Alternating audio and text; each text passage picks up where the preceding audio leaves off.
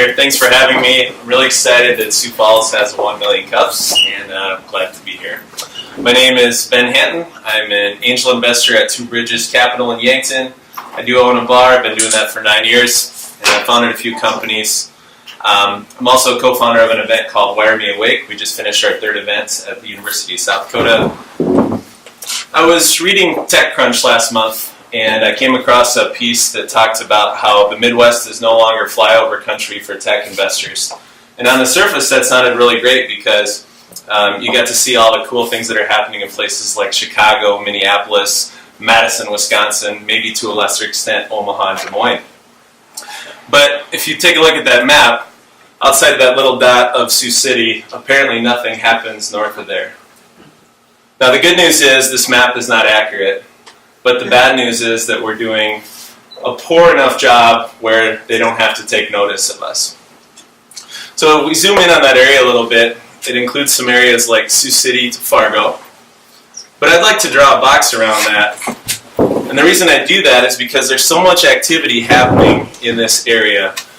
It includes towns like Fargo, Wahpeton, Aberdeen, Watertown, Brookings, Madison, Sioux Falls, Vermilion, Yankton, Sioux City.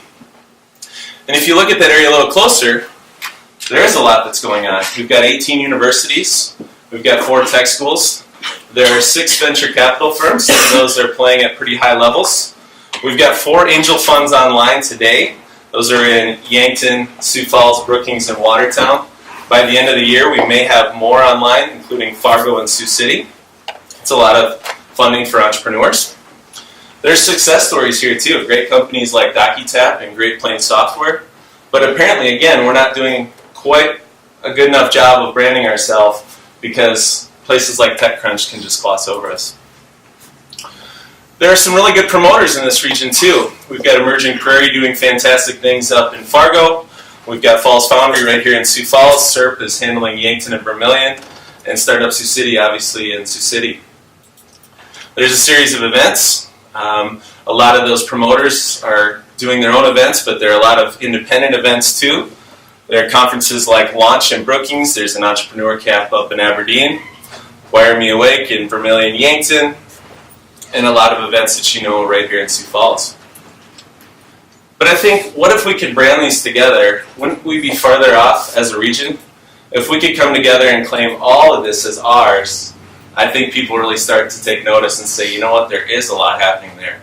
There are a lot of companies there. There are a lot of events there.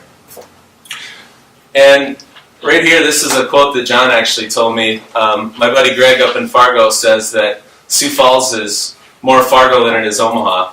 And it's a similar story. It's a similar people. It's a similar town. It's not just Greg. It's the Sioux Falls Business Journal publishing a piece talking about how Fargo and Sioux Falls are the new Twin Cities. We're too small to do things independently, and so I think it's time we think a little bit differently. We need to think about a win for Fargo as being a win for Sioux Falls. We need to think about an investment in a company in Sioux City as being a win for this region. A successful new company is a win for all of us.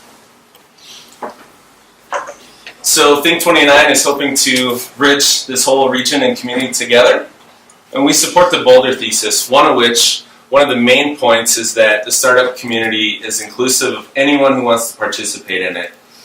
So sometimes people look at events and they think, why is that person creating it? Is it to benefit their business? Is it to benefit their particular niche? We need to view that a little differently. We just view it as more. That's another event for this region. That's another promoter for this region. And so we're going to be inclusive of anyone who wants to participate.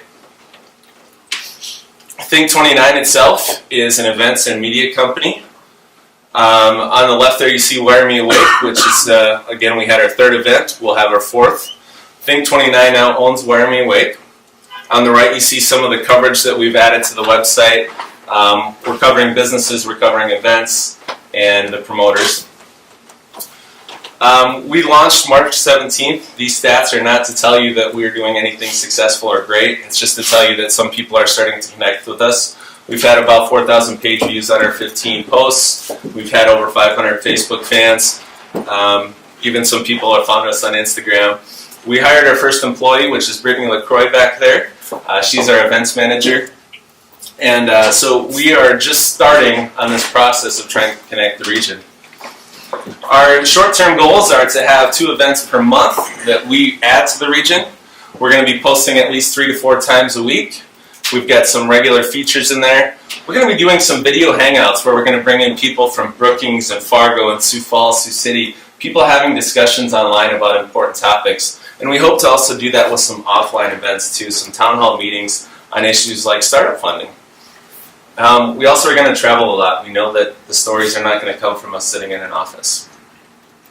That is the concept of Think 29, and the most important thing to me is the feedback we're going to hear from this room today, because this is a big task. It's a community, and a community only works if you buy in and if you believe and if we can support. So I appreciate it.